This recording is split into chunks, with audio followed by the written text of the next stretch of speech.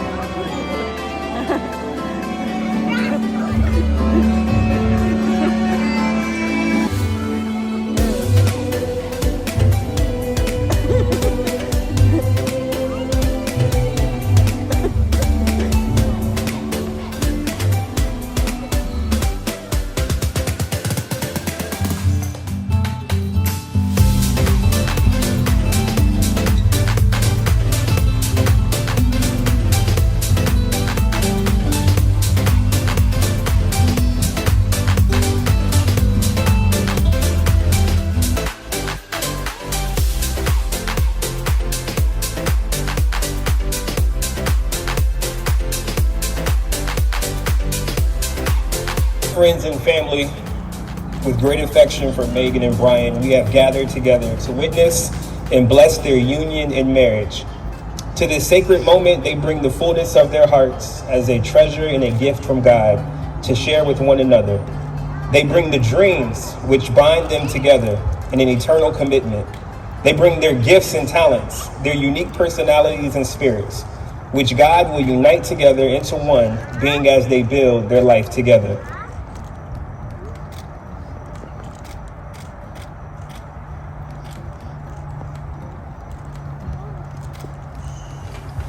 Let us pray. Dear Father, thank you so much for this day. Thank you so much for these two and how love has brought them together. We pray that this is the beginning of a beautiful and eternal relationship, just as you have described. That's good. And let's really take in the moment of what this means. The gravity of what you guys are doing today. We rush through life so many times that sometimes we forget to just pause for a second. So just wanted to do that so that we can understand what this means. My prayer is that your love for each other will be even more eternal and everlasting than these rings. The oldest traditions teach us that wedding rings are worn on the fourth finger because of an ancient belief that this finger is connected to a nerve leading directly to the heart.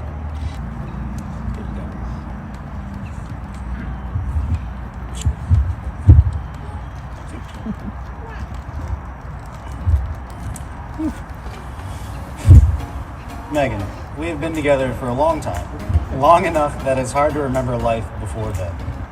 It's easy to fall into a rhythm and take for granted when everything seems perfect, so I'm glad that I'm constantly reminded of how lucky I am to have you in my life. Not verbally reminded, even though I get plenty of that from my family, but reminded through the ways that you treat me and everyone that you interact with. You put others first, regardless of the situation, even if it means sacrificing your time and sometimes sanity. Being on the receiving end of your selflessness, which I so often am, is a feeling of warmth and comfort unlike anything else. I know that I am loved and cared for. I'm reminded through the ways that you make me laugh, sometimes unintentionally. Screaming when you're cold to try to improve your blood flow. Jumping around and just generally being too much when you're in a silly mood, even if it's during quiet time. Remind me occasionally that I'm a funny girl. I'm reminded how lucky I am to have you in my life through the ways that you push me to grow and better myself. Getting me to church, challenging the way I view and think about others, especially bicyclists in the city. Inspiring me to put in extra effort when I'm content to say, that's good enough. I watch how you self-reflect, do things outside of your comfort zone, and approach life with a saying yes attitude, and I am inspired and in complete admiration of you. On the other hand, I'm reminded of your love by your acceptance of who I am, encouraging a healthy dose of boy time, knowing that fall Sundays are sacred. Planning crunch time, you told me that I need to be prepared to drop everything at a moment's notice to handle wedding duties, except during the Bills game. You were completely serious. While our hobbies, interests, and ideas of a weekend well spent may sometimes be different, your acceptance of me as I am and the appreciation of our differences is something that I cherish. These are the things I vow to never take for granted. Things that I have experienced daily, yet still look forward to for days to come. I promise to keep these things, my admiration of you, and the growth of our relationship at the forefront of life's priorities. For the rest of time, I promise to love and appreciate you, our marriage, and all of the little things that our love is strengthened by.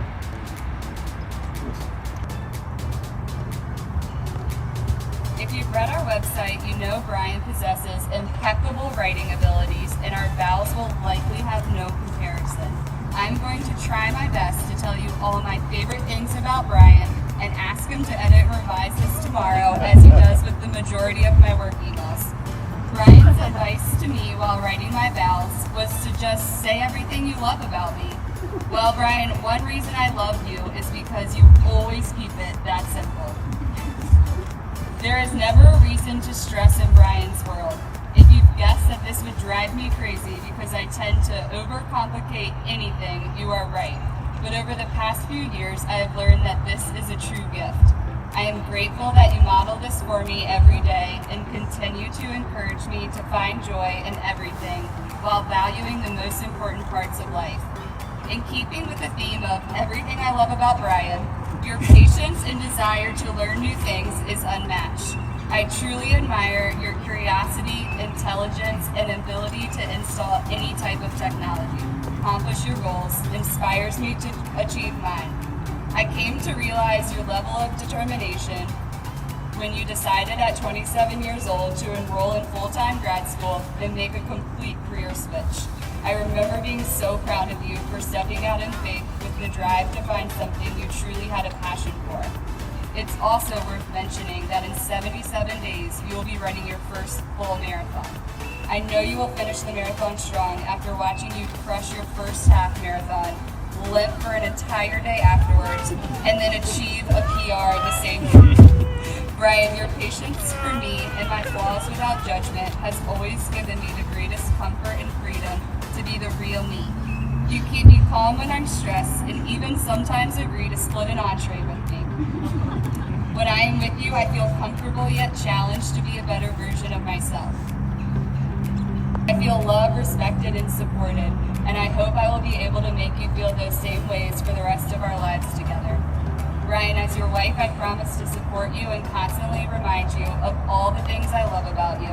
I promise to adhere to quiet time and cheer for the Bills every football Sunday. Finally, I promise to always believe in you, the person you will grow to be, and the couple that we will be together. Beautiful. And the woman shall leave her home, and the two of them shall be united as one flesh. So, They are doing this now as a representation of that. Jesus declared, "What therefore God has joined together, let no man put asunder."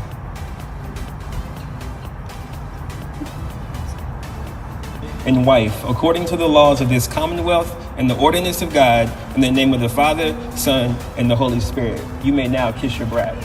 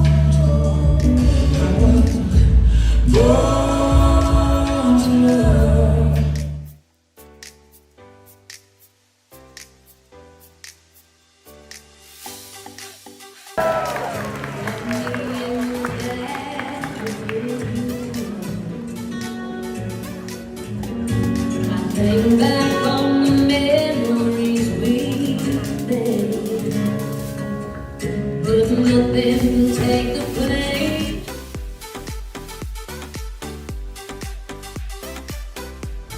Sounds like, oh yeah, it's on, okay. Sorry, okay, yeah. Really wish I didn't have to go their speech, that was a little much, okay. Hi everyone, I'm Britt. I am the matron of honor, and I take that very seriously. It truly is an honor to have that title. I met Meg back in junior year of high school in good old teacher cadet. And we followed each other to Longwood and continued to follow one another to live in the city and work for RPS. Megan, as most of you know, and as Mr. Crow mentioned, is the kind of person who would not only give you the shirt off of her back, but give you her whole wardrobe. She's always checking in on everyone, and she has a lot of friends and equally as much family to do that for, obviously, because look at all of you beautiful people who are here with us tonight. She always manages to be there for everyone, all the time, despite putting 200% energy into her job, and yet she still gives 200% energy to her friends and family and into continuing to grow in her faith. She does it all, a truly genuine and altruistic person. So when Brian texted me after a Halloween party on Carrie saying, "Can I have Meg's number?" to which I responded, "Crushing?"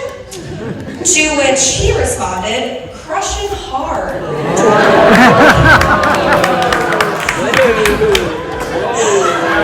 Which he later told me not to tell. I assured him I didn't, after having already told Megan and the whole house about 1,000 minutes earlier. Sorry, Ryan, and now I'm saying it at your wedding, but you're married. Just typed speech, that would be crazy. In the beginning, I was like, listen, I know the boys because of the fact that I'm Actually, we won't go there. All you really need to know is that we all went to high school together. A sort of second kindling of love. Anyways, I just didn't know who would be good enough.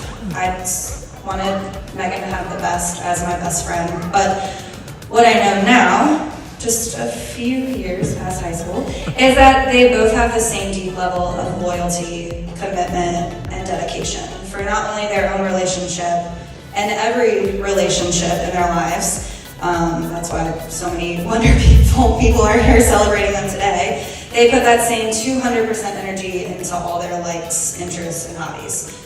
Cycling, marathoning, hot peppers, coffee, Richmond restaurants, and Meg's personal commitment on one New Year's Eve to believing that a Shanae's bouncer was absolutely not a bouncer until she got bounced. The list goes on. Clearly, by the hobbies that I listed there, you can tell that we've grown a lot in just a few years, just a couple years since high school. And what I know now is that life is really freaking hard. It's also really cool. There are really classy fairy gardens and these big epic mountains that you get to hike through and rivers to raft and delicious sweet treats to indulge in. But on that same road with all its wonderful pit stops, there's also potholes and cracked windshields and pot tires. And when you're in those situations, not just the beautiful ones, you want a person that you can count on. A person that's not going to judge you, but will inspire you, challenge you, and will always show up because they've got your back. When you do life with those kinds of people and have that kind of partnership, it's just better, and it's good, and it's more than enough. And I know that's Megan Brown. Brian, you are, I don't want to say everything that Megan isn't, because we already talked about how you all are alike, but you're everything that balances her. And for those of you who really know Meg, not just the give you her whole wardrobe girl or hardworking girl, you also know that she needs grounding.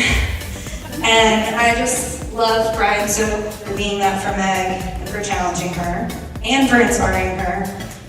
I know you can also piss her off sometimes too, but I also wouldn't say that that's too challenging of a thing to do sometimes. Anyways, I love you both so much. I'm honored to be able to make this speech, and thank you, friends and family, for going through all of that with me. Special thank you to Becky, Kenny, Amy, and Rick for raising two damn good humans, to Meg and Brian.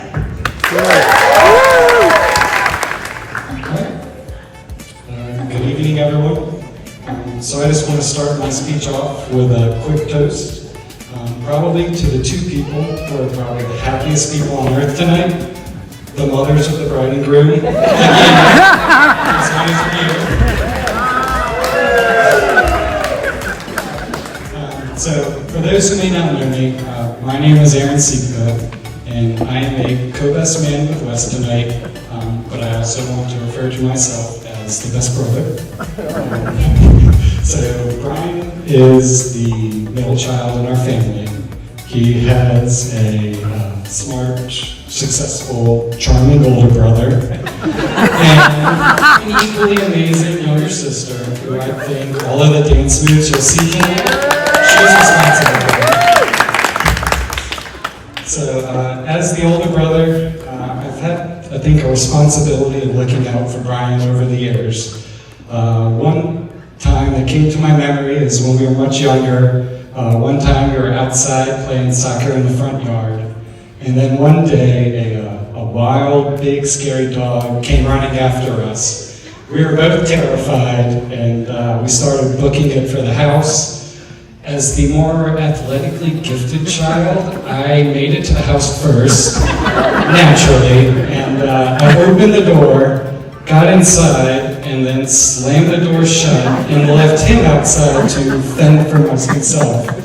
So I'm not always the best brother to him, but I've tried. But on the flip side, as I said, I have tried at times to be a good brother. I remember the first time I actually heard about Megan in Brian's life. We were at our cousin's wedding back in 2017, and he had asked me to make sure that he had texted this girl that he had got home from the wedding safe that night. And my interest was piqued. I was like, oh, Brian's seeing someone. And he kind of spoke about how much he liked her and all, the pleasantries with that.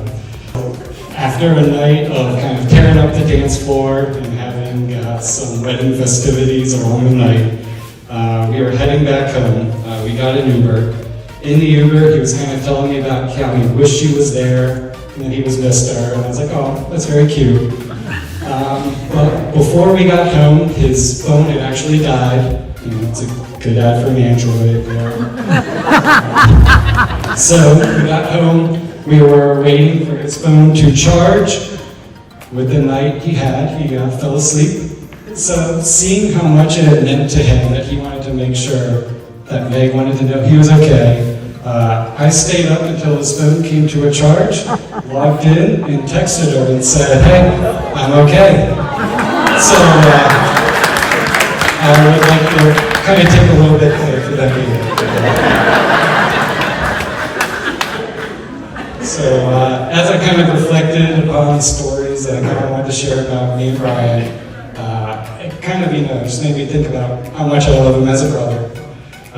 He's been there for me near and far now for 31 years. He was the Batman to my Robin at Halloween.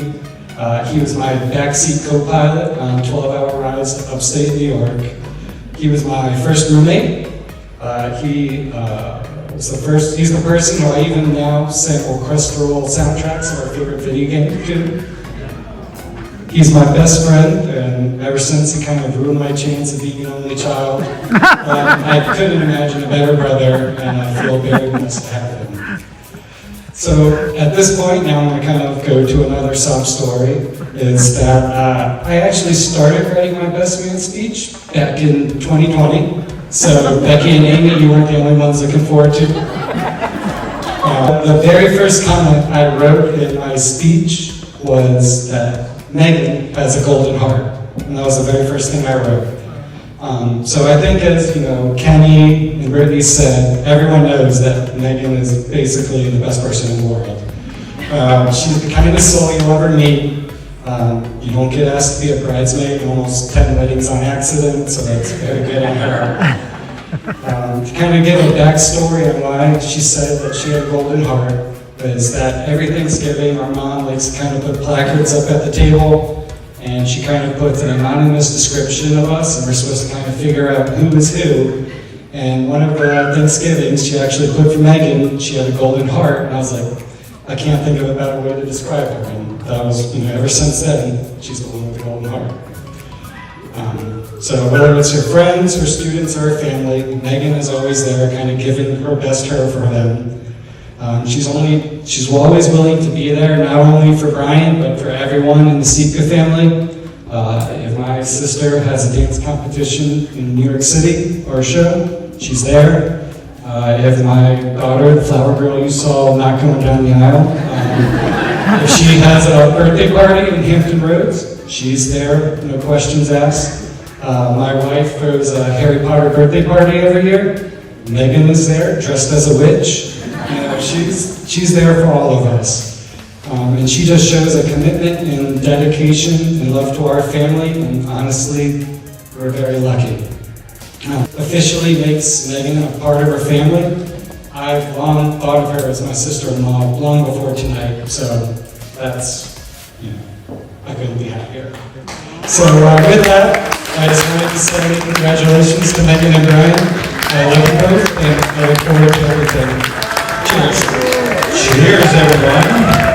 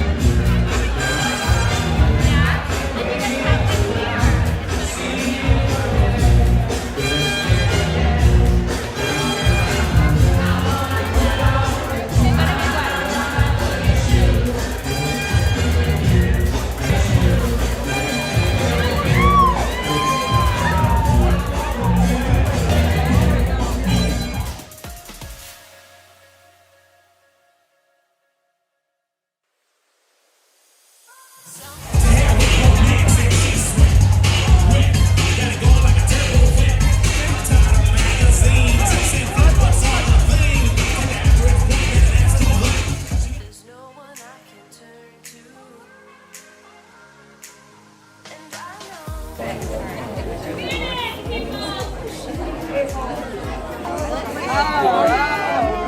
people. We're gonna have to re-release the flowers from the pen. Ah!